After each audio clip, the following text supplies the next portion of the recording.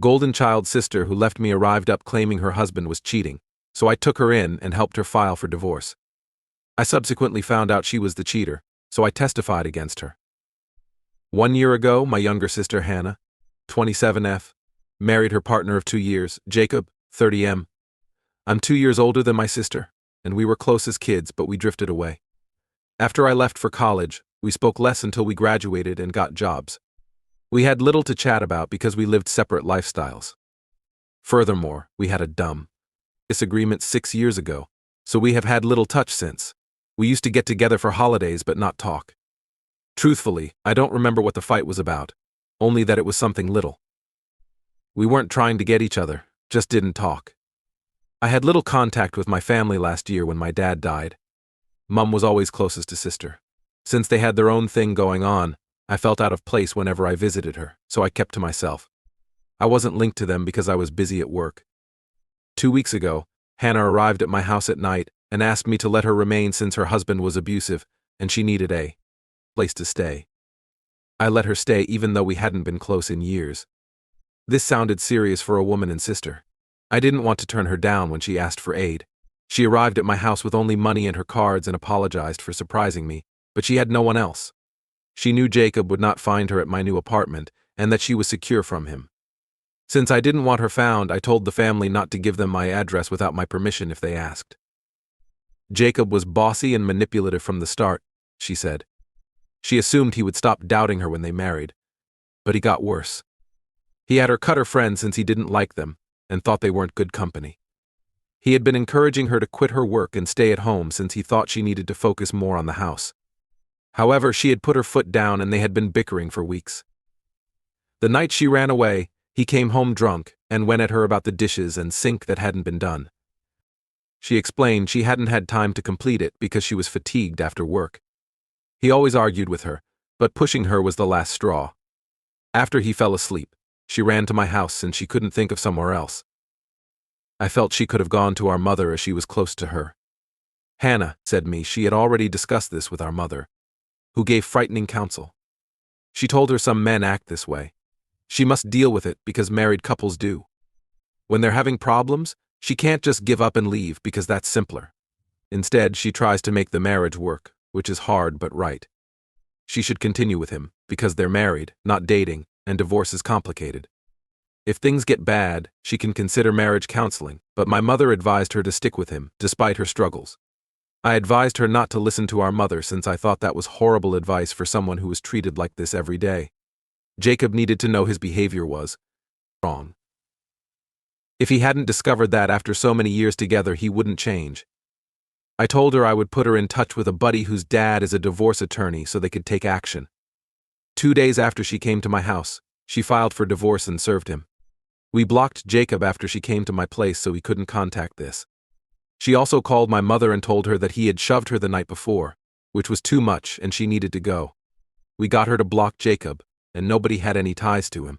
For almost a week, I had no idea what was going on and was cheerfully helping Hannah, thinking this would finally help us bond and bring us closer as a family.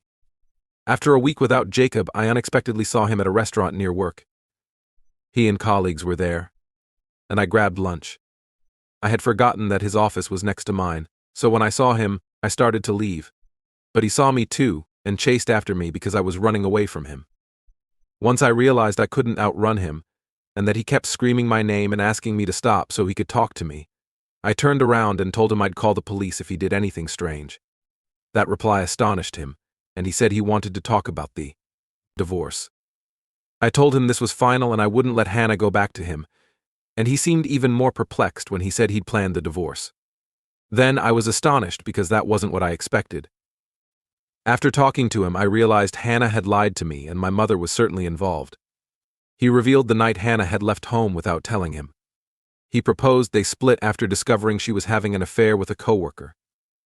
After seeing them together after work when he surprised her at her office, he knew he couldn't stay with her. So he proposed the divorce and she opposed it, resulting in a brawl. She wanted to work things out and agreed to cease the relationship with the other guy and give their marriage another opportunity, but Jacob wanted to leave since he didn't trust her again. He said he had long suspected she was having an affair and was confirmed right that day. He wanted to talk to her about it the next day and even considered offering to move out so she could live alone. The next morning, she was gone. She banned him from contacting her. Neither could he reach her otherwise. Both our mothers and I blocked him. Since all her pals blocked him, he couldn't talk to anyone else. And then came the divorce papers. The petition's provisions astonished him because she demanded many things he didn't think she deserved. Since they made the same amount of money, he thought it was strange that she wanted such a large settlement and alimony. Additionally, she had been cheating on him, disqualifying her from any benefits from the divorce, and she should be grateful that he was willing to move out even though he had paid the rent for the month. Fair enough. I didn't know the petition's terms because I only got Hannah in touch with the attorney. I hadn't actually reviewed the documents with her. I didn't worry because she was in wonderful hands. If I had known the petition's conditions and what she wanted, I probably wouldn't have objected because I thought Hannah was being abused by Jacob and was entitled to whatever she wanted. After discovering Jacob's true situation, I changed my mind. I didn't believe him till he showed me screenshots and proof. Hannah left her laptop home, which is idiotic since that allowed Jacob to access all the texts she had been hiding from him and showed him months and months of messages between her and the man she was having an affair with, proving Jacob's story. After learning the truth, I was confused and apologized to Jacob for making him chase me and embarrassed himself. He said he wanted to talk to me so I could tell Hannah he didn't want the divorce. It would be fair if she altered the petition terms to be more reasonable too, since he didn't want any trouble and wanted this over quickly. When I got home, I confronted Hannah about this, and she denied everything. Even after I informed her I met Jacob and he showed me all the proof of his narrative, she accused me of trusting a stranger. Except Jacob is not a stranger, we had talked several times, and when she initially came to me, it seemed out of character for him because he was soft-spoken and compassionate. Even though Hannah wouldn't talk to me during family gatherings or parties, he was always polite, which I thought was good. I'm not saying guys like that can't be abusive, but from our chats over the years, it seemed unlikely. I wanted to trust her, but I knew she used manipulation and lies to get out of problems in high school. Anything's my sister. But I wouldn't put anything past her. She got combative when I confronted her, which made me even more sure Jacob was telling the truth, and she was lying through her teeth. I told her to go, and she did after much argument. She presumably went to our mother's house after leaving. I heard my mother crying on the phone 30 minutes later. My mother was yelling at me for trusting Jacob over her, but I told her I was fatigued and didn't want to debate anymore, and she stopped talking to me. I told her it was great, and we haven't spoken since. Jacob contacted me 2 days after I unblocked him to say he was gathering testimonials from everyone who knew them to prove Hannah was wrong. He stated my testimony would be valuable because I was her sister. Even if I spoke out for him, it would be amazing. He stated there was no pressure, but I wanted to take a position for justice. Hannah reportedly refused to amend the petition parameters. After my friend's dad refused to deal with her, they hired another lawyer and requested the same things, even claiming that Jacob had been abusive, and that was why she had cheated. She claimed this was his fault and convenient for her. Her initial deception was maddening, and I loathed her. I testified against Hanaso yesterday because of that. I ultimately defended him in mediation, which made me feel better. I knew I did the right thing, but my mother and Hannah were furious today. My mother called me in the morning to ask me what I was thinking, testifying against my biological sister Hannah. I clearly told her that I did what I knew was right and that there was no use in fighting with me over this. My mother wouldn't listen, so she started yelling at me and threatened to ruin my life. I find her statement intriguing, but she can't accomplish it. I suggested she try. Despite her efforts, she couldn't damage my life. She cried and said I deserved it since I sabotaged my sister when I might have quietly spoken out against her. She was agitated, and I could hear Hannah yelling at my mother to hang up, because I couldn't think about anyone but myself and my false sense of superiority. Hannah claimed that I did this to satisfy my inflated ego, which I felt was a bit extreme. Why did I testify against my sister's divorce? Edit. I don't know why Hannah stayed with me instead of her mother, as many others have asked. She may have been telling the truth when she said our mother told her to stick it out with Jacob. Maybe she wanted me on her side during the divorce? I can't conceive of another reason for her to want to live with me after 6 years of scarcely communicating. Whatever the cause, it wasn't random. She was probably here to have me on her side during the divorce because she and my mother do things for no reason. Maybe she wanted financial help from me, and being with me would be ideal to reconnect. Their reasons are unknown, but I'll find out. The last time I spoke to my mother and Hannah was 8 days ago. After the call, I banned them because their comments were disturbing and I didn't want to talk to them. Most responses recommended blocking them. So I followed your suggestion. After a few days of that phone call, I started getting hate mail from strange email addresses, so I knew it was them. They were quite specific about everything. They branded me egoistic and selfish and said I deserved no happiness. They also claimed my father would detest me today. I thought that was a bit much, but I'm not shocked they did it. Why do all this? Hate mail won't help them win the divorce. I think sending it to him could make things worse for her since he could use it against her to reveal her character. Their anger is causing them to make horrible judgments, but the comment about my dad hit me. After that one, I stopped ignoring their emails and emailed Hannah at work to inform her that if she didn't stop, I would make things worse for her. And I meant it.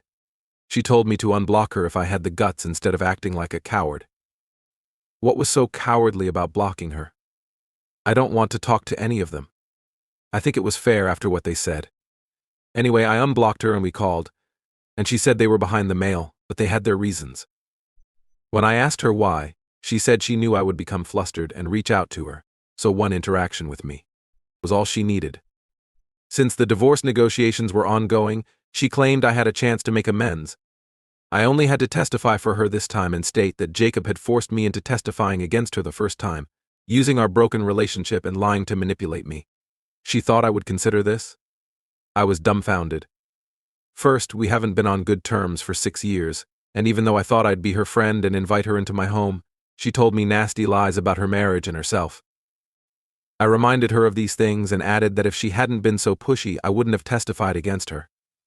I would have kept quiet. I helped Jake because she lied to me. This is her fault alone. I did nothing wrong. I didn't need to apologize to her as I wasn't incorrect. Then I told her she was right about those emails troubling me, and that I would get flustered and unblock her to talk about it. I must give her that. She properly predicted the outcome. However, I told her that if she tried anything with me, I would go to Jacob with these emails and help him even more to prove that Hannah was a sly, manipulative, and cunning piece of work. Hannah shouted at me that I would never do such things, and that I would pay for it if I did. I don't think she and my mother can ruin my life, or make me pay for it like they say. They don't know me well, therefore they can't find any dirt. I lived a normal life, unlike them. I never do anything risky. I'm honest and have a clear conscience, so they won't find anything on me if they dig. They don't intimidate me with their threats. I wished her luck, hung up while she was still talking, and blocked her again. My decision this time is to never unlock this woman to speak to her. I'll meet them and talk if needed, but I'm not unblocking them after this. A couple of days have passed since I spoke to my sister, and I guess if you can't find dirt on someone, you can make it up and put it online. Several relatives told me my mother and Hannah had been defaming me by posting several stories. Nobody could verify it because all high school stories were fabricated. In high school, I was a jerk to Hannah because I was jealous that she was more popular than me. I would speak crap about her and try to bring her down when she was at home, while Hannah attempted to be friends with me. They called me a villain and said horrible things I don't want to discuss because it's not worth it. But when I viewed screenshots of those posts, my blood literally boiled. They can't be sued for defamation because it's just their word against mine, and I'm not even sure if this counts as defamation, but I'm annoyed. I guess I have to lose something tangible to act against them. Until then, they insult me online. Because I had them blacklisted everywhere else, I warned them via email that I would take action if they didn't take it down. I assume they're not terrified enough to take it down. However, I have spoken with an attorney and believe sending them a formal notice may stop them. I also discovered why Hannah came to me instead of living with Mom all those days ago. Since Jacob contacted me to thank me for testifying against Hannah and say the proceedings were going well, I had to talk to him about it. I asked him why Hannah had come to me, and he said that even though we weren't on good terms for a long time, she always speaks highly of me at work. I have a terrific career ahead of me and make more than most people my age, so she was right. Jacob informed me she wanted to establish a business, and coming to me may have been to win me over the divorce, and then have me fund her thereafter.